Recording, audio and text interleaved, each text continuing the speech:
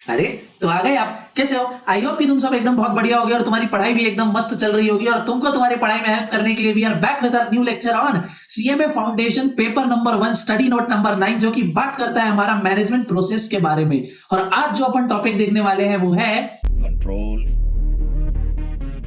Control उदय। तो बिना किसी टाइम को वेस्ट किए शुरू करते हैं अपना काम। जय श्री राम। ओके, तो टेक्स्ट पढ़ने से पहले सोचो, ध्यान दो थोड़ा सा कि कंट्रोल मतलब क्या। तो सबसे पहले हम किसके बारे में बात कर रहे हैं? हम एक बिजनेस एंटिटी, एक बिजनेस ऑर्गेनाइजेशन, किसी कंपनी के बारे में बात कर रहे हैं। अब उस कंपनी या उस ऑर्गेनाइजेशन में होगा क्या? सीधी बात है, काम होगा। अब कोई भी काम, कोई भी एक्टिविटी करने के लिए कुछ स्टैंडर्ड जो है वो सेट होंगे पहले से। जो हम कहाँ सेट करेंगे? प्लानिंग में सेट करेंगे कुछ स्टैंडर्ड्स, ठीक है। अब वो जो काम है उस प्रॉपर स्टैंडर्ड के अकॉर्डिंग ही होना चाहिए जो हमने पहले सेट कर दिया है, ठीक है। क्या हो अगर उस स्टैंडर्ड के अकॉर्डिंग काम ना हो तो गड़बड़ हो जाएगी। जैसे अगर मैं तुमसे एक एग्जांपल लूं कि भैया तुम्हारी भी पढ़ाई का एक प्रॉपर पैटर्न होना चाहिए, ठीक है। क्या करेंगे? पहले चैप्टर को अच्छी तरीके से इन डेप्थ पढ़ेंगे, समझेंगे, रीड करेंगे, फिर उसके बाद जाके उसके क्वेश्चन सॉल्व करेंगे, मॉक टेस्ट देंगे और फाइनल पेपर देंगे। क्या हो अगर इस पैटर्न को तुम रिवर्स कर दो कि डायरेक्ट फाइनल पेपर दो और जब फेल हो जाओ तब उसके बाद बोलो कि नहीं यार पढ़ना था, फिर ऐसे करना था, फिर रिवीजन करना था, फिर मॉक टेस्ट देना था, फिर ये देना था। तो तुमने थोड़ा सा भी जहां प्लान में, अपनी प्लान एक्टिविटी में गड़बड़ी की, तुम्हारी परफॉर्मेंस में, ठीक है। इसीलिए वो फर्क तुम्हारे लिए नुकसानदायी भी हो सकता है, पॉजिटिव भी हो सकता है, but most of the case वो फर्क जो होता है, जो डिफरेंस होता है, जो डिविएशन होता है, वो नेगेटिव ही होता है और तुम्हारे लिए वो बहुत ज्यादा लॉस मेकिंग काम हो सकता है। इसीलिए कोई भी ऐसा डेविएशन हमको देखने ना मिले। जो परफॉर्मेंस हमने प्लान की थी और जो एक्चुअल हम काम करने वाले हैं उसी को कौन देखेगा? पुलिसमैन की तरह उसी को देखेगा कंट्रोल, ठीक है।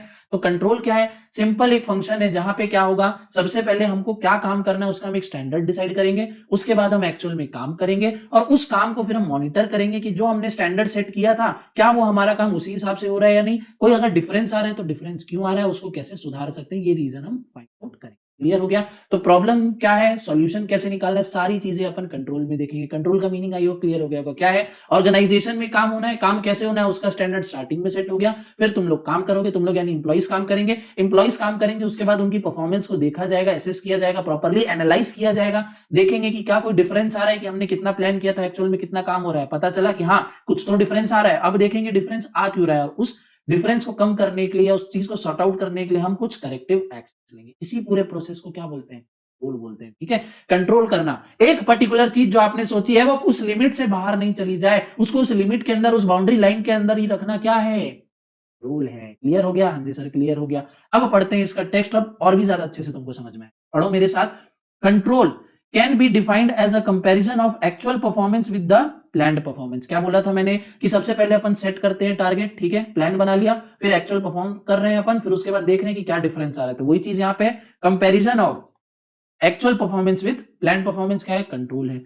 If there is any difference, कुछ डिफरेंस है, then find the reasons for such difference and take corrective actions to stop those reasons, ठीक है। अब अगर आपके प्लान्ड एक्टिविटी और एक्चुअल एक्टिविटी में, प्लान्ड परफॉर्मेंस या एक्चुअल परफॉर्मेंस में कोई भी डेविएशन है, कोई भी डिफरेंस है, तब उसको आप ढूंढो क्यों है, समझो और उसके लिए करेक्टिव एक्शंस लो, ठीक है। समझ में आ गया? क्लियर हो गया बात? यही अपना सिंपल कंट्रोल। आगे देख लेते हैं। In the words of Baba Anthony, control is the process by which manager assure that resources are obtained and used effectively and efficiently in the accomplishment of the organizational objective। Baba Anthony ये बोल रहे हैं कि controlling क्या है कि किसी भी ऑर्गेनाइजेशन के रिसोर्सेज इफेक्टिवली और एफिशिएंटली यूटिलाइज हो, जिससे जो हमारा ऑर्गेनाइजेशन का गोल है वो प्रॉपर्ली अचीव हो जाए। इसी चीज को देखना है, कौन देखेगा? मैनेजर देखेगा। ठीक क्या है? कंट्रोल है, एकदम सिंपल। आगे, control function is closely connected to planning. In fact control is an effective counterpart of planning. MCQ question, controlling क्या है? इफेक्टिव काउंटर पार्ट है प्लानिंग का। Planning and control are so entangled, इतने मिले जुले हैं आपस में, ऐसे उलझे हुए हैं, that it becomes almost impossible to determine where one leaves off and where the other begin। Planning without control are apt to hollow hopes, ठीक है। तो यहाँ पे सिंपल बात ये बोल रहा है कि प्लानिंग और कंट्रोलिंग भैया एकदम इस तरीके से जुड़े हुए हैं कि कंट्रोल कब खत्म होता है, प्लान कब चालू होता है, ये पता ही नहीं चलता है अपने को। क्लियर हो गया? हाँ जी सर क्लियर हो गया। क्या क्लियर हुआ? कि कंट्रोल और प्लान एकदम एक दूसरे से बहुत अच्छी तरीके से जुड़े हुए हैं, एकदम उलझे हुए हैं आपस में। और दूसरा, कंट्रोल क्या है, इसकी डेफिनेशन क्या है, मीनिंग क्या है, अपने को सब चीज क्लियर हो गई। अब नेक्स्ट देखते हैं कंट्रोल प्रोसेस, ठीक है। अब कंट्रोल प्रोसेस देखना भी क्या, मैंने तुमको पहले ही बता दिया, वही चीज यहाँ पे लिखी है। कंट्रोल प्रोसेस सबसे पहले क्या करेंगे? स्टैंडर्ड सेट करेंगे कि काम किस तरीके से होना चाहिए। उसके बाद परफॉर्म करेंगे और परफॉर्म को फिर मेजर करेंगे कि काम कैसा हुआ है।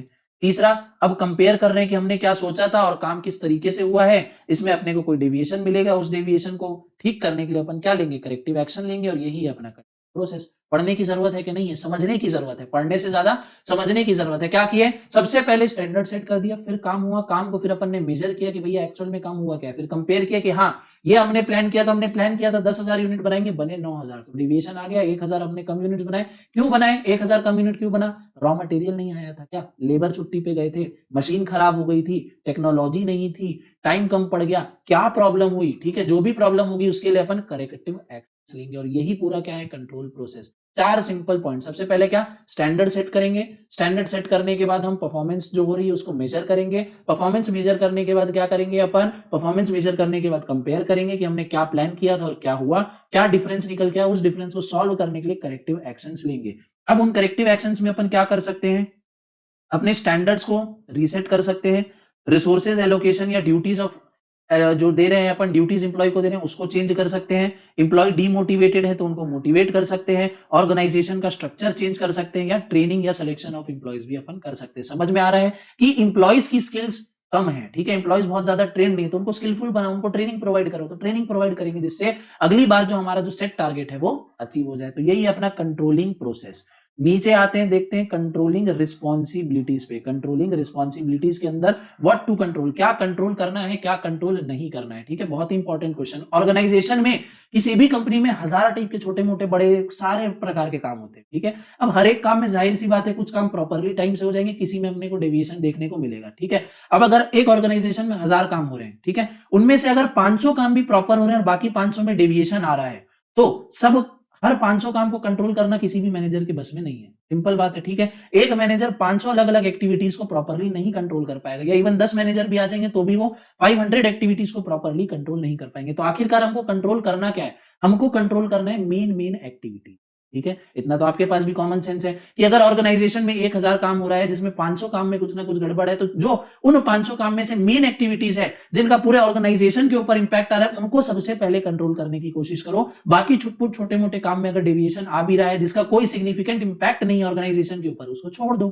सिंपल बात है, क्लियर है, कॉमन सेंस वाली बात। वही चीज यहाँ पे लिखी है कि control what to control, control करना क्या है, तो भैया जो मेन इंपॉर्टेंट एरियाज है, की रिजल्ट एरियाज है, कंट्रोल करना है। टेक्स्ट में देख लेते हैं थोड़ा सा और, इसमें आपको क्लैरिटी में देता हूं, एक दो चीजें और समझनी वो भी पढ़ते हैं। तो what to control, in an organization managers have to decide in advance that the area or point of activity which need to be controlled, and these to be selected on the basis of their importance in relation to the whole activity and desired result. This leads to examine of two concept, critical point control और control by exception, ठीक है। वही बात अभी तक जो मैंने बोल रहा था कि ऑर्गेनाइजेशन में इतने टाइप के काम हो रहे हैं, इनमें से इंपॉर्टेंट की एरियाज कौन है उसी को आइडेंटिफाई करो और उसी में अपना फोकस लगाओ कंट्रोल करने का। फिर उसमें अपन को दो इंपॉर्टेंट कॉन्सेप्ट मिलके आ गए। दो इंपॉर्टेंट कॉन्सेप्ट क्या है, पहला इंपॉर्टेंट कॉन्सेप्ट है अपना क्रिटिकल पॉइंट कंट्रोल और दूसरा है अपना मैनेजमेंट बाय एक्सेप्शन, ठीक है। अब लाइन से अपन देखते हैं कि क्या है क्रिटिकल पॉइंट कंट्रोल और क्या है कंट्रोल बाय एक्सेप्शन। देखते हैं सबसे पहला क्रिटिकल पॉइंट कंट्रोल। तो in simple operating system all aspects of an activity can be watched and controlled in a closed manner, but as a system become more complex it may not be possible to control each and every aspect of the activities. In such cases controls have to be selective and some key areas, KRAs, key result areas are those which have impact on the whole organization. Any deviation in these areas must be addressed on priority basis. क्या बोल रहे हैं यहाँ पे कि अगर आपकी organisation छोटी है, बहुत ज्यादा कॉम्प्लेक्स काम नहीं है, तो आप एक टाइम पे जितनी भी एक्टिविटीज आपकी ऑर्गेनाइजेशन में हो रही है आप सबको प्रॉपरली हैंडल कर सकते हो। बट धीरे धीरे जब आपकी ऑर्गेनाइजेशन बड़ी होती जाएगी, ठीक है, तब आपके पास इतना समय नहीं होगा, इतनी एनर्जी नहीं होगी कि आप हर एक एक्टिविटी को प्रॉपरली मॉनिटर करो। उस सिचुएशन में क्या करेंगे, इंपॉर्टेंट की एरियाज को आइडेंटिफाई करेंगे और उसी को कंट्रोल अपन करेंगे। अब इंपॉर्टेंट की एरियाज क्या है, तो ऐसे एरियाज जिनका इंपैक्ट पूरी ऑर्गेनाइजेशन पे आएगा उसको अपन बोलेंगे की रिजल्ट एरियाज, ठीक है। क्या बोलेंगे, की रिजल्ट एरिया, KRAs, ठीक है। ऐसे एरियाज जिनका इंपैक्ट पूरी ऑर्गेनाइजेशन में आएगा उसको क्या बोलेंगे, की रिजल्ट एरिया, जिसको ही अपने को कंट्रोल करना है, ठीक है। बाकी छुटपुट जो एरियाज है उनको अपन इग्नोर कर सकते हैं। क्लियर हो गया। तो ये है अपना critical point control. Critical point control यही बोलता है कि जो आपके इंपॉर्टेंट बिजनेस एरियाज हैं, ठीक है, उन्हीं को कंट्रोल करो, उन्हीं पे आप अपना फोकस करो। नेक्स्ट कॉन्सेप्ट है अपना control by exception. Control by exception को मैनेजमेंट बाय एक्सेप्शन भी बोलते हैं। इसका मतलब है that managers at each level should pay attention only to exceptional and significant deviation from the planned result. Manager should not waste his time and energy in finding solution for minor deviation. Rather, he should concentrate on removing deviation of high degree. The idea behind the principle is that a manager who try to control everything may end up controlling. ठीक है, क्या बोल रहा है management by exception या control by exception, कि हर एक manager को, ठीक है, कि एक मैनेजर को सिर्फ उन एरियाज पे फोकस करना चाहिए जिनमें डेविएशन हमको बहुत ज्यादा दिख रहा है, ठीक है। अगर छोट-मोट एरिया है जहां पे हमको छोटा-मोटे डेविएशन दिख रहा है, हमने प्लान किया था 10 हो रहा है 11 या 9, तो उसको एक बार को इग्नोर कर दो।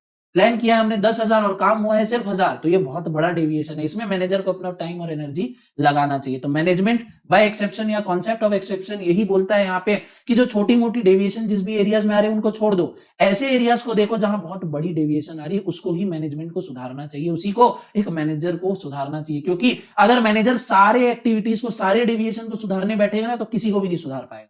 सिंपल बात, ठीक है। अगर एक मैनेजर ऑर्गेनाइजेशन में हो रही सारी एक्टिविटीज के डेविएशन को सुधारने बैठेगा तो वो किसी को नहीं सुधार पाएगा, कंफ्यूज हो जाएगा, दिमाग उसका फटके चार होने वाला है। क्लियर है? तो इसीलिए एक मैनेजर को ऐसी एक्टिविटीज देखनी चाहिए जहां पे डेविएशन बहुत ज्यादा देखने को मिल रहा है और उसी को उसको सुधारना चाहिए। ये है अपना कॉन्सेप्ट ऑफ एक्सेप्शन या मैनेजमेंट बाय एक्सेप्शन। क्लियर हो गया? सर क्लियर हो गया। नेक्स्ट है अब अपना टाइप्स ऑफ कंट्रोल। ठीक है, नेक्स्ट टॉपिक है अपना टाइप्स ऑफ कंट्रोल, जिसमें अपने को टोटल 3 टाइप्स ऑफ कंट्रोल देखना है। पहला है फीडबैक कंट्रोल, दूसरा है कॉन्करेंट कंट्रोल और तीसरा है फीड फॉरवर्ड कंट्रोल। क्या क्या? फीडबैक कंट्रोल, फिर कॉन्करेंट कंट्रोल और तीसरा है फीड फॉरवर्ड कंट्रोल, FCF। ठीक है, FCF क्या? Feedback, concurrent, feed forward. क्या क्या? Feedback, concurrent, feed forward. 3 type के कंट्रोल अपने को देखने। अब सर ये 3 टाइप के कंट्रोल है क्या?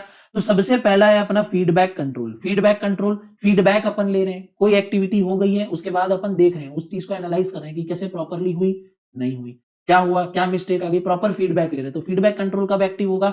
वंस कोई भी एक्टिविटी इन एन ऑर्गेनाइजेशन हो जाएगी, उसके बाद जब अपन उस एक्टिविटी को देखेंगे कि क्या प्रॉब्लम हो गई, ठीक है, क्यों डेविएशन आया, या कैसे कोई एक्टिविटी प्रॉपर टाइम से हो गई है, टाइम से नहीं हो पाई, बहुत ज्यादा वेस्टेज हो गया, क्या कर रहे हैं? फीडबैक ले रहे हैं। तो जब भी कभी कोई एक्टिविटी हो जाएगी उसके बाद अपन फीडबैक लेंगे, वही क्या है?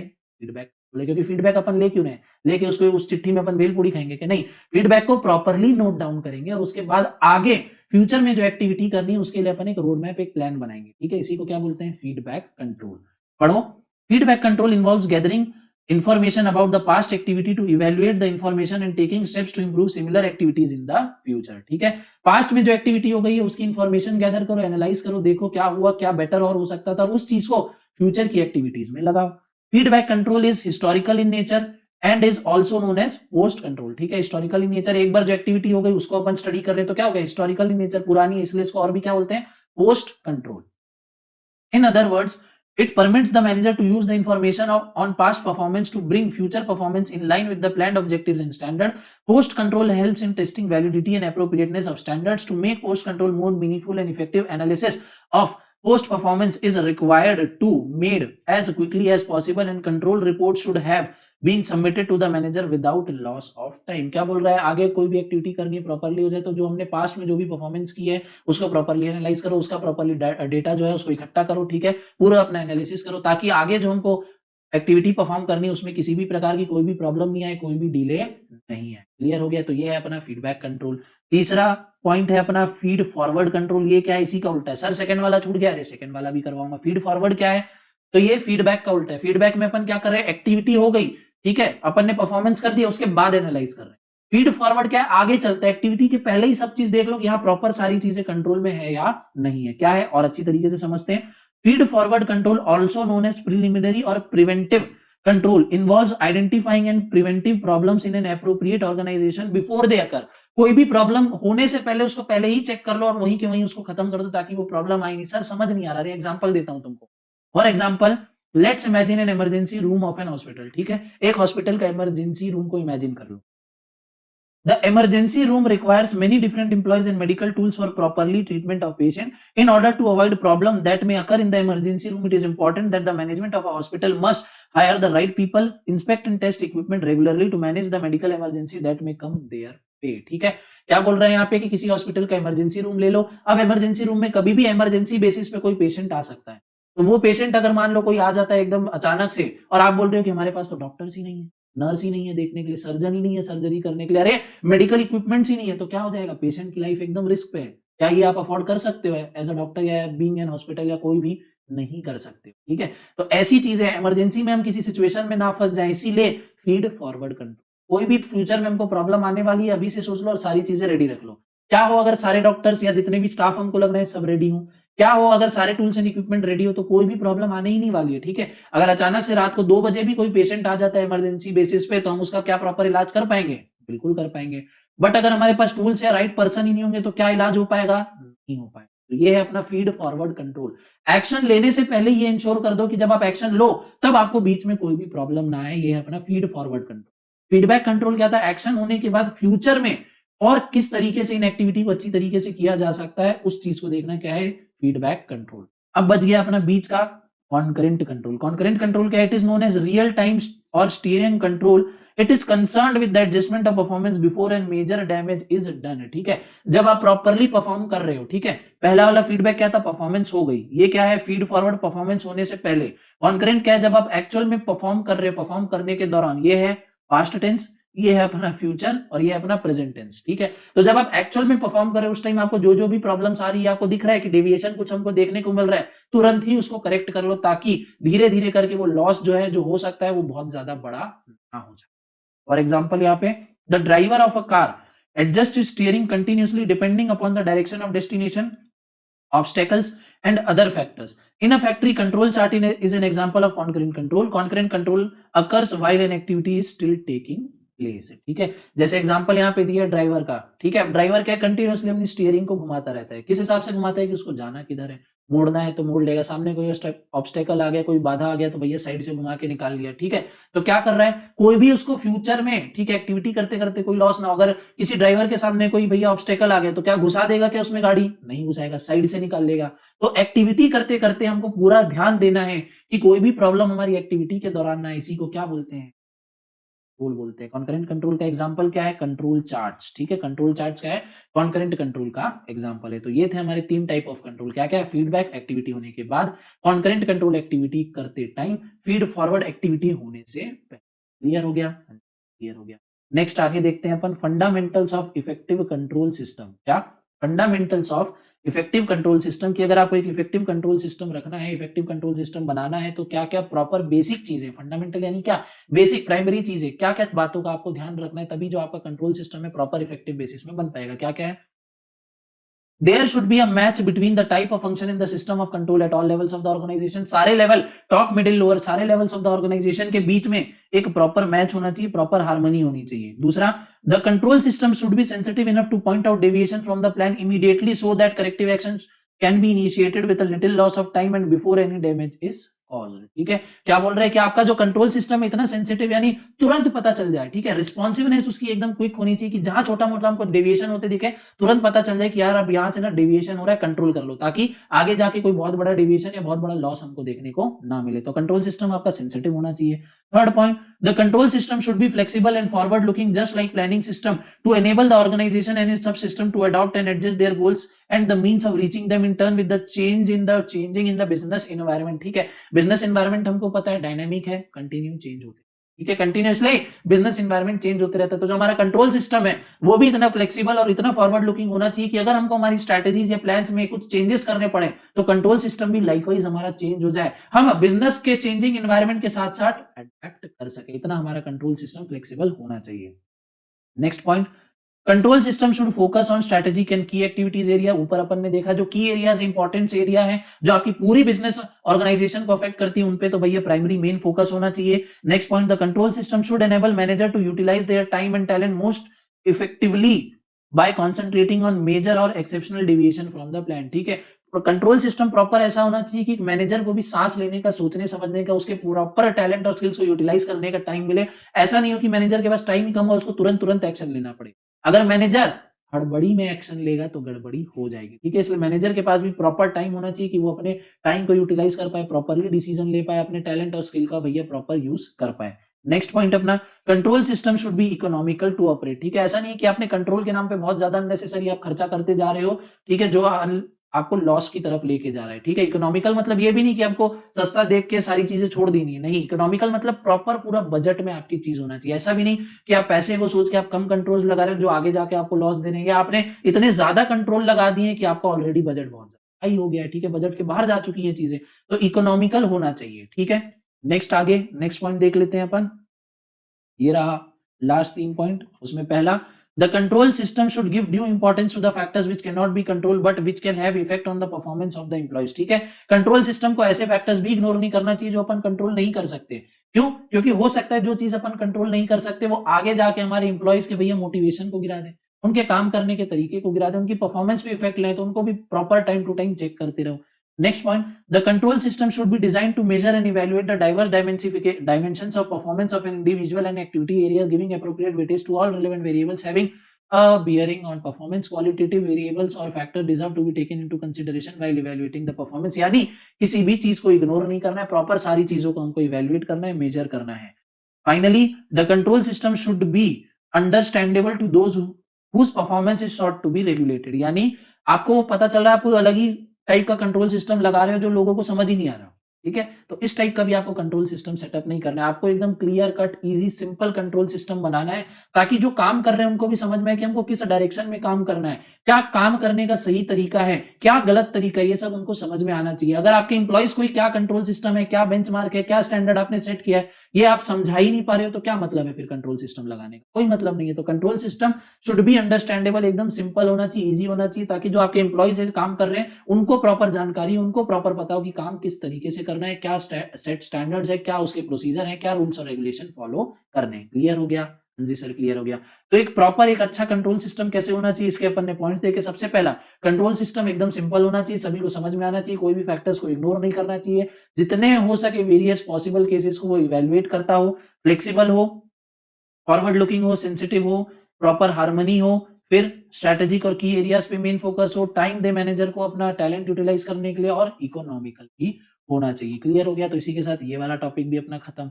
अब नेक्स्ट आते हैं अपन प्रिंसिपल्स ऑफ कंट्रोल में। कंट्रोल के सिद्धांत क्या है? प्रिंसिपल्स ऑफ कंट्रोल, सबसे पहला principles of assurance of objectives. क्या है ये? The task of control is to ensure that plan succeed by detecting deviation from plan and furnishing a basis for taking actions to correct deviation. यही चीज जो अपन बार बार बोलते हुए आ रहे हैं कि जो भैया आपका ऑब्जेक्टिव है वो प्रॉपर तरीके से फुलफिल हो जाए, इसको एश्योर करता हो आपका सिस्टम। Next, principle of future directed control.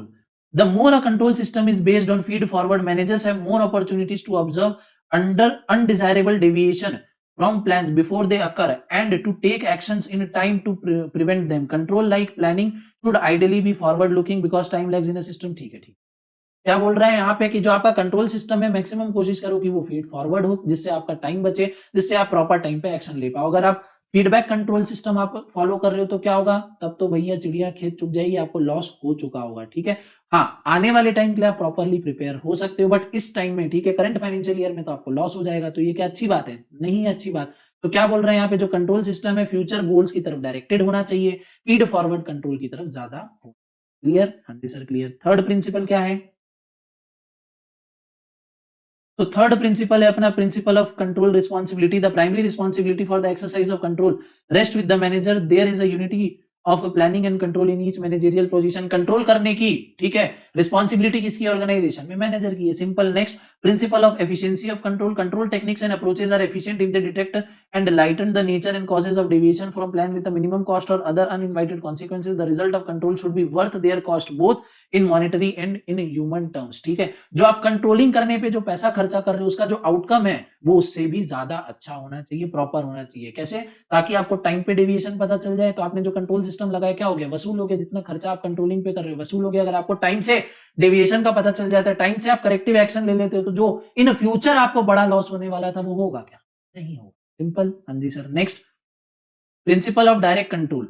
Higher the quality of manager would ensure the higher quality of decision making and action behaviour. जितनी ज्यादा मैनेजर की क्वालिटी अच्छी होगी, जितना ज्यादा स्किल और एक्सपीरियंस एक मैनेजर होगा, उतना ही प्रॉपर उसका डिसीजन मेकिंग होगा, उतनी ही हाई क्वालिटी की आपको कंट्रोलिंग आपके ऑर्गेनाइजेशन में देखने को मिलेगी। बोलो स्वाहा। और बढ़ते हैं अपन नेक्स्ट पॉइंट की तरफ। नेक्स्ट पॉइंट है अपना principle of reflection of plans. क्या है? The more the plan are clear, complete and integrated, and the more the control are designed to reflect such plan, the more effectively control will serve the needs of the manager. Clear, complete and integrated plan facilitate better. यानी जितना ज्यादा आप clear simple रख सकते हो अपने control system को, अपने प्लान को, उतना ज्यादा क्लियर सिंपल रखो। जितना ज्यादा सिंपल क्लियर इंटीग्रेटेड आपका प्लान होगा, उतनी ही प्रॉपर आप कंट्रोलिंग कर पाओगे। जितनी प्रॉपर तरीके से आप कंट्रोलिंग करोगे तो कोई भी डेविएशन होगा ही नहीं। Simple point. Next point number 7, principle of organisational suitability. Responsibility for execution of plan and और correction of deviation must be pinpointed clearly in the organisational structure. ठीक है, रिस्पॉन्सिबिलिटी किसकी होने वाली है प्रॉपरली पता होना चाहिए कि कंट्रोल कौन करेगा, ठीक है, अगर कुछ गड़बड़ हो जाती है तो रिस्पॉन्सिबिलिटी किसकी, ये प्रॉपरली डिसाइड होना चाहिए आपके ऑर्गेनाइजेशन स्ट्रक्चर में। बढ़ते हैं पॉइंट नंबर 8 या प्रिंसिपल नंबर 8, जो कि बात कर रहा है अपना principle of individuality of control. क्या है ये? The more that control techniques and information are understandable to individual managers who must utilize them for result, the more they will be actually used and the more they will result in effective control। ठीक है, यानी clarity होनी चाहिए। जितना clear तरीके से आपको manager को कंट्रोल सिस्टम के बारे में नॉलेज होगी, जितना क्लैरिटी उसके पास होगी, उतनी क्लैरिटी से वो काम करेगा और उतना ही क्लियर आपको साफ रिजल्ट देखने को मिलेगा। Control technique should be tailored to the personality and orientations of manager, at least they should be intelligible to them and within their power of understanding। ठीक है भैया, प्रॉपर अंडरस्टैंडिंग, प्रॉपर क्लैरिटी होनी चाहिए। आगे principle of standards, effective control required unbiasedness, accurate and suitable standard, measurement of performance by reference to a standard should be verifiable, specific and simple. Simple होना चाहिए, जो standard आपने set किया था उससे आप वेरीफाई कर पाए एक्चुअल परफॉर्मेंस को, ऐसा आपका कंट्रोल सिस्टम होना चाहिए। किसी भी तरीके की कोई भी बायसनेस नहीं होनी चाहिए, पूरा भैया एक्यूरेट होना चाहिए। ठीक है, हाँ जी। 10th point, 10th principle, principle of critical point control ऊपर देख चुके हैं, सेम है। प्रिंसिपल ऑफ एक्सेप्शन ऊपर देख चुके हैं, वही सेम चीज यहाँ पे बात करें तो यहाँ पे अपन अपना टाइम सेव करेंगे, आगे बढ़ जाएंगे। नेक्स्ट क्या बोल रहे हैं? Principle of flexibility of control, control में आपकी प्रॉपर फ्लेक्सिबिलिटी होनी चाहिए, बिजनेस एनवायरमेंट के हिसाब से आप प्रॉपरली चेंज कर पाओ। प्रिंसिपल ऑफ एक्शन क्या बोल रहा है? Control is justified only if indicated और experienced deviations from plan are corrected through appropriate function. ठीक है, कंट्रोल सिस्टम आपका तभी सक्सेसफुल है जब जो आपको डेविएशन मिल रही है आप उसको प्रॉपर टाइम पे ठीक कर पाओ। ठीक है, करेक्टिव एक्शन ले पाओ और करेक्टिव एक्शन भी प्रॉपरली आपके फेवर में काम करे। तो यही अपना principle of action. The principle affirms the essentiality unity of management. ठीक है, आगे next topic, techniques of control. ठीक है। तो टेक्निक्स ऑफ कंट्रोल में अपनी पहली टेक्निक है बजटरी कंट्रोल। बजट बनाएंगे प्रॉपर। बजट क्या है? तो साल के स्टार्टिंग में एक एस्टिमेट अपन लेके चलते हैं कि इतना खर्चा हो सकता है, इतना रेवेन्यू जनरेट हो सकता है। ठीक है, तो वही क्या है? बजट है। देख लेते हैं। Budgets are formal quantitative statements of those resources allocated for the execution of activities over a given period of time and include information about projected income, expenditure and profit. तो बजट क्या है? Quantitative statement है। किस बारे में? Resource allocation के बारे में। ठीक है, फिर एक्सपेक्टेड हम कोई एक्सपेंडिचर, एक्सपेक्टेड अपना रेवेन्यू या इनकम जनरेशन हमको बता देते, तो ऐसी स्टेटमेंट को क्या बोलेंगे? बजट बोलेंगे। Budgets are useful tools as useful tools of control to the extent that they permit monitoring, measurement, evaluation, regulation and correction of enterprise activity along desired predetermined direction। The essential elements of budgetary control are as follows। budgetary control के क्या क्या essential element है? तो division of goals into sub goals of various operating units which are further operationalized as standards of performance and target achievement over a short period of time frame। ठीक है, वही है अपना डिवीजन ऑफ वर्क करना है। एक बड़े गोल को छोटे छोटे पार्ट में डिवाइड करते रहो, प्रॉपरली उसको देखते रहो। Determination of volume of resources required to achieve the operational goals. जो आपका गोल है, जो आपका टारगेट है, उसको अचीव करने में आपको कितने रिसोर्सेज लगने वाले हैं उसको डिटरमाइन करो। Accord of general sanction of acquisition and allocation of budgetary resources to various activity units over the budgetary period। ठीक है, साल के दौरान किस किस सेक्टर में, कौन कौन से एरिया में आपको कितना कितना बजट अलॉट करना चाहिए, इसकी भी क्लैरिटी आपके पास पहले से होनी चाहिए। Delegation of necessary authority and fixing up of accountability for the planned performance standards and target among the various executive position. ठीक है, प्रॉपरली टाइम से आपको जो है ड्यूटीज का जो डेलीगेशन है वो आपको कर देना है। Establishment of appropriate system of monitoring, measuring, evaluating the pace and quantity of operations on a continuous basis. ठीक है, प्रॉपर टाइम टू टाइम आपको इवेल्युएट करते जाना है, मेजर करते जाना है कि किस टाइप की हमारी जो परफॉर्मेंस है वो चल रही है। क्लियर हो गया? हाँ जी सर। तो ये क्या है अपना बजटरी कंट्रोल। दूसरा टेक्निक है अपनी फाइनेंशियल स्टेटमेंट। फाइनेंशियल स्टेटमेंट मतलब क्या? Financial statement includes trading, P&L and balance sheet. ये क्या है? पावरफुल टूल्स ऑफ कंट्रोल है। क्यों? क्योंकि हमको ये फाइनेंशियल डेटा प्रोवाइड करते हैं कि क्या अपन ने सोचा था, कितना एक्सपेक्टेड था, पास्ट परफॉर्मेंस हमारी क्या थी, फ्यूचर की परफॉर्मेंस हमारी कैसी हो सकती है, करंट की परफॉर्मेंस हमारी क्या चल रही, क्या हम पिछले साल से अच्छा परफॉर्म कर रहे हैं या पिछले साल से भी खराब परफॉर्म कर रहे हैं। तो ये हमको फाइनेंशियली डेटा वाइज हमको मिल जाएगा, नंबर्स के फॉर्म में हमको अच्छी तरीके से समझ में आएगा कि पिछले साल तो यार 50 लाख की सेल हुई थी, इस बार तो यार 45 लाख कम की सेल हुई है, तो यहाँ पे डेविएशन है, कुछ तो गड़बड़ है ऑर्गेनाइजेशन में। दया, यहाँ कुछ तो गड़बड़ है, जरूर कोई ना कोई गड़बड़। ठीक है, तो पढ़ते हैं अब इसको। They represent the financial dimensions of enterprise operations at periodic interval of time। ठीक है, एक periodic interval of time में अपने को ये फाइनेंशियल डेटा प्रोवाइड करते हैं जिससे हम इजीली अपने आप को देख सकते हैं, अपनी परफॉर्मेंस को मेजर कर सकते हैं। क्लियर है? वही बात इसमें लिखी हुई है। अपन बढ़ते हैं आगे थर्ड पॉइंट पे, that is break even analysis. Break even analysis also known as cost volume profit analysis. Important है, देखना ध्यान से। इसको क्या बोलते हैं? Cost volume profit analysis. दूसरा नाम क्या? Break even analysis. ठीक है, इसको और क्या बोलते हैं? Cost volume profit analysis. क्या है ये? is a tool of control to evaluate the behavior of cost, revenue and profit at various level, cost, revenue और प्रॉफिट को वेरियस लेवल पे देखना, इवेल्युएट करना, मेजर करना, जज करना, एसेस करना ही क्या है break even analysis. It enables management to understand the amount of profit that can be expected from various operations, the appropriate volume of operations needed to obtain a target level of profit, and the impact of changes in product prices and cost on the volume of operations and profitability. Break-even graph can be prepared by using the availability or projected data of fixed and variable cost and sales of enterprise. Break-even analysis are adopted as a tool of profit planning. It is thus technique of both planning and control. क्या बोल रहा है break even analysis? कितना profit कमाने के लिए कितना आपको प्रोडक्शन करना पड़ेगा, कितना प्रोडक्शन करोगे, कितनी कॉस्ट आएगी, सारी चीज का कॉस्ट पे, वॉल्यूम पे और प्रॉफिट पे, तीनों चीज आपको साथ साथ में एनालाइज करनी कि भैया हमने टारगेट बना लिया कि 10 लाख रुपए प्रॉफिट करना है, वो 10 लाख प्रॉफिट कमाने के लिए आपको कितने जो प्रोडक्ट्स हैं वो बनाने पड़ेंगे, तो 50 लाख रुपए. ठीक है, 50 लाख प्रोडक्ट को बनाने में आपकी कॉस्ट कितनी आएगी, तो मान लो आएगी अपनी 5 लाख यहाँ पे कॉस्ट आने वाली. तो ये क्या हो गई, अपन ने टारगेट सेट कर लिया कितना प्रॉफिट कमाने के लिए इतना हमको जो वॉल्यूम है वो बनाना पड़ेगा, और उतने वॉल्यूम को बनाने के लिए हमको इतनी कॉस्ट आएगी, तब जाके हमारा जो प्रॉफिट का टारगेट है वो अचीव होगा. ये है अपना ब्रेक इवन एनालिसिस. क्लियर हो गया break even analysis?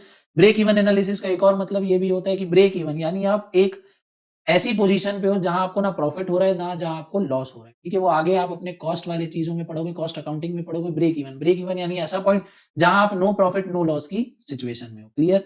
Next, management information system, MIS. क्या है MIS? तो MIS can be helpful to manager in carrying out the planning, controlling operational function by gathering, storing and converting data into useful information. raw data को, raw facts और figure को useful information में convert करना, जिससे manager को क्या हो, आसानी. डेटा एनालिटिक्स सुने होंगे नाम. ठीक है, डेटा को एनालाइज करो, उससे हमको पता चलेगा कहाँ गड़बड़ी हो रही है. वो काम कौन करके देगा? मैनेजमेंट इंफॉर्मेशन सिस्टम, MIS करके देगा. MIS incorporates historical, current and projected information. Past की, प्रेजेंट की और फ्यूचर की इंफॉर्मेशन को इनकॉर्पोरेट तुमको करके देगा. It provides information in a summary or detailed form as needed by the manager. It provides information for all types of decision, whether strategic, administrative or operational. It enables a manager to improve the quality of their decision and organize their day-to-day functioning in general. It adds to the alertness, awareness and intelligence of the manager by supplying information in a form of process and review reports of ongoing activity. तो भैया सारा काम आपका कौन करके देगा? MIS करके देगा. जो डेटा आपको चाहिए टाइम से देगा, लंबे फॉर्म में इन डिटेल डेटा चाहिए वो देगा, समराइज डेटा चाहिए वो देगा, जिससे क्या होगा, आपका टाइम भी बचेगा. ठीक है, जिस टाइप का आपको डेटा चाहिए वो टाइप की आपको डेटा, इंफॉर्मेशन, सारी चीजें मिल जाएगी, जिससे आप प्रॉपर डिसीजन ले सकते हो. जब आप डिसीजन प्रॉपर लोगे तो कंट्रोल भी आपका प्रॉपर, आपके एम्प्लॉइज, आपके रिसोर्सेज के ऊपर. क्लियर है? हाँ जी sir. Another role of MIS is to provide only that much information is called by the manager specifically for the purpose of decision making. ठीक है, जितना मैनेजर को डेटा चाहिए उतना डेटा देगा ये मैनेजर को. कौन देगा? MIS देगा. MIS मतलब management information system. This means that question of information overload does not arise and only ideal information provided. ठीक है, इंफॉर्मेशन का ओवरलोड, इंफॉर्मेशन का भार मैनेजर के ऊपर नहीं आएगा. जितनी इंफॉर्मेशन चाहिए उतनी उनको मिल जाएगी. क्या? बिल्कुल मिल जाएगी. क्लियर हो गया? हाँ जी सर क्लियर हो गया. आगे देख लो. MIS avoids furnishing of overlapping information as it will create confusion in the of manager. Overlapping से MIS अपने आप को बचा लेता है. ठीक है, लास्ट है अपना मैनेजमेंट ऑडिट. ऑडिट मतलब सर, ऑडिट मतलब किसी भी चीज को चेक करना, देखना. ठीक है, तो मैनेजमेंट का अपने को ऑडिट करनी है. मैनेजमेंट का ऑडिट मतलब सर कि मैनेजमेंट में जो हमारे मैनेजर्स है क्या वो प्रॉपरली काम कर रहे हैं, क्या वो जो डिसीजन ले रहे हैं वो ऑर्गेनाइजेशन के लिए इफेक्टिव है या नहीं है. ठीक है, क्या उन्होंने जो कंट्रोल सिस्टम बनाया है क्या वो प्रॉपरली काम कर रहा है, ऑर्गेनाइजेशन का बेनिफिट हो रहा है कि नहीं, ये सब चीजों को चेक करना है. चेक कौन करेगा? अंदर के लोग नहीं, बाहर के लोग चेक. ठीक है, अगर आप A कंपनी हो तो B कंपनी के जो ऑडिटर्स हैं वो आएंगे और आपकी मैनेजमेंट का ऑडिट करेंगे. सर हमारी खुद की कंपनी के मैनेजर्स हमारा ऑडिट क्यों नहीं करेंगे? इसीलिए नहीं करेंगे क्योंकि उनको पता है कि डिसीजन कोई भी डेविएशन आएगा ऑडिट करने में, ये चीज पकड़ी गई तो उनको पता है कि वो चीज को कैसे सेटल करना है, कैसे हैंडल करना है. कोई अपने आप को गलत थोड़ी ना बोलेगा, हर कोई बोलेगा हम ही बेस्ट है, हम ही सही है, हमने तो कुछ गड़बड़ की नहीं है. इसीलिए बाहर के लोगों से करवाया जाएगा ताकि जो भी हमको डेटा इंफॉर्मेशन मिले प्रॉपर एक्यूरेट मिले, किसी भी प्रकार की कोई भी बायसनेस हमको देखने को. इसलिए ऑडिट किससे होगा? बाहर के लोग आके करेंगे जो हमारी ऑर्गेनाइजेशन के लिए बिल्कुल नहीं होंगे. क्या क्या चेक करेंगे? मैनेजमेंट में डिसीजन लिए जा रहे हैं प्रॉपर है या, ठीक है, काम सही टाइम पे सही ढंग से हो रहा है या नहीं हो रहा है, ये चीज भी चेक करेंगे. ठीक है, तो यही होता है अपना मैनेजमेंट ऑडिट. क्या है फिर भी पढ़ लेते हैं एक बार. A systematic evaluation of the functioning, performance and effectiveness. क्या क्या? Systematic evaluation of functioning performance और इफेक्टिवनेस, फंक्शनिंग परफॉर्मेंस और इफेक्टिवनेस ऑफ मैनेजमेंट, किसका, ऑफ मैनेजमेंट, कौन सी मैनेजमेंट, ऑर्गेनाइजेशन की management, is known as management audit. It is an independent assessment, independent assessment मतलब कोई भी बायसनेस नहीं है, बाहर के लोग आ रहे हैं, कोई भी बायस नहीं है, पूरे फ्री है, प्रॉपर फ्री माइंड से इंडिपेंडेंट होके वो क्या कर सकते हैं, असेसमेंट कर सकते हैं of the organisations management by an outside firm. Depending on the preferences of the top level management, audit may cover various aspects of the organization. A few major areas which could be exposed to the searchlight of management audit are listed below. अब top level की मर्जी वो क्या-क्या चीजों का audit करवाना चाहते हैं एक मैनेजमेंट में, ठीक है, वो अपने हिसाब से करवा सकते हैं। बट कुछ ऐसे स्पेसिफिक एरियाज यहाँ पे लिस्ट आउट हैं कुछ पॉइंट्स में जिनका ऑडिट होना ही चाहिए। क्या है वो पॉइंट्स, उसको देख लेते हैं अपन और जल्दी से खत्म करते हैं अपने कंट्रोल के टॉपिक को। पहला है अपना formulation of organisational objective, strategy, policies and programmes of action and the manager in which they are pursued and also to the extent of success achieved। क्या स्ट्रेटेजीज बनाई, क्या वो स्ट्रेटेजी प्रॉपर थी, क्या उसके लिए जो अपन ने एक्शन लिया प्रॉपर एक्शन था, क्या मैनेजर का कंट्रोल प्रॉपर है, क्या हमको सक्सेस मिली है तो जितनी प्लान की थी उतनी मिली है नहीं, इसको चेक करना। Design and operation of organisational structure and roles, activity and relationship, ठीक है, आपके ऑर्गेनाइजेशन स्ट्रक्चर को स्टडी करेंगे। आगे the manner and efficiency with which resources and assets are mobilized, developed, allocated, utilized and safeguards including the human resource। आपके asset का utilisation, आपके assets का यूज कैसे हो रहा है, including the human resource. Human resource are the most important resource of an organisation, ठीक है, ना कि आपके फिजिकल रिसोर्स जो हो गया, आपका मशीनरी हो गया, रॉ मटेरियल हो गया, उनको तो देखेंगे ही कि क्या उनका प्रॉपर यूटिलाइजेशन हो रहा है, क्या उनमें वेस्टेज हो रहा है या नहीं, साथ ही साथ ह्यूमन में भी देखेंगे कि ह्यूमन रिसोर्स आपके वेस्ट थोड़ी ना हो रहे हैं, उस चीज को भी चेक करेंगे। आगे क्या करेंगे, design and functioning of various systems and operation within the organisation, देखेंगे और डिजाइन करेंगे कि क्या फंक्शनिंग ऑर्गेनाइजेशन में प्रॉपर हो रही है या नहीं हो रही है। Next, the manager in which management team anticipates and size of the external environment elements and design appropriate adaptive strategy to cope with external environment से लड़ने के लिए, एक्सटर्नल एनवायरनमेंट से अपने आप को अडॉप्ट करने के लिए मैनेजर ने जो स्ट्रेटजी बनाई है, जो एक्शन लिया, क्या वो एप्रोप्रिएट थे, करेंगे। द इंटरनल ऑर्गेनाइजेशनल क्लाइमेट कैसा है, इसको देखेंगे। The quality of managerial decision, their soundness, timelessness and effectiveness, manager जो डिसीजन ले रहे हैं कितने साउंड है, कितने इफेक्टिव है, कितने टाइम में वो डिसीजन ले रहे हैं, कोई डिसीजन लेने में डिले आ रहा है या नहीं आ रहा है, ये सारी चीजें अपन को चेक करना है। इसके अलावा और भी बहुत सारी चीजें हो सकती हैं, हो सकता है इनमें से ये चीजों को मैनेजर देखे नहीं, ठीक है, क्योंकि ऑडिट करवाना क्या टॉप लेवल की मर्जी है, वो जो बोलेंगे उन चीज का ऑडिट होगा, जो नहीं बोलेंगे उनका नहीं होगा। तो जरूरी नहीं है कि सिर्फ और सिर्फ इतने ही पॉइंट का ऑडिट हो, इतने सारे पॉइंट का भी हो सकता है, इनमें से ज्यादा पॉइंट का भी हो सकता है इनमें से 2-3 चीजों का भी ऑडिट हो सकता है। क्लियर है? तो इसी के साथ हमारा जो कंट्रोल का टॉपिक है तुम लोग देख सकते हो पूरा खत्म हो गया। नेक्स्ट चालू हो रहा है अपना कम्युनिकेशन का, जो कि हमारा टारगेट है नेक्स्ट लेक्चर का। तो विद दिस आज की क्लास को मैं यहीं पे करता हूं खत्म, और आपसे मैं बोलता हूं bye bye, tata, goodbye. मिलूंगा आपसे नेक्स्ट क्लास में, और नेक्स्ट क्लास में अपन देख रहे होंगे कम्युनिकेशन का टॉपिक। बट तब तक के लिए तो लाइक और शेयर ठोक दीजिए, महाकाल का दबा के लाइक और शेयर ठोक दीजिए। 5000 लौटे दिख जाना चाहिए। ये 4000 के लिए मैं यहाँ पे नहीं खड़ा हूँ, पूरा साल मेहनत करता हूँ आपके लिए बेटा। ऐसा नहीं चलेगा, ऐसा नहीं चलेगा। लाइक ठोकी दबा के, लाइक ठोकिए।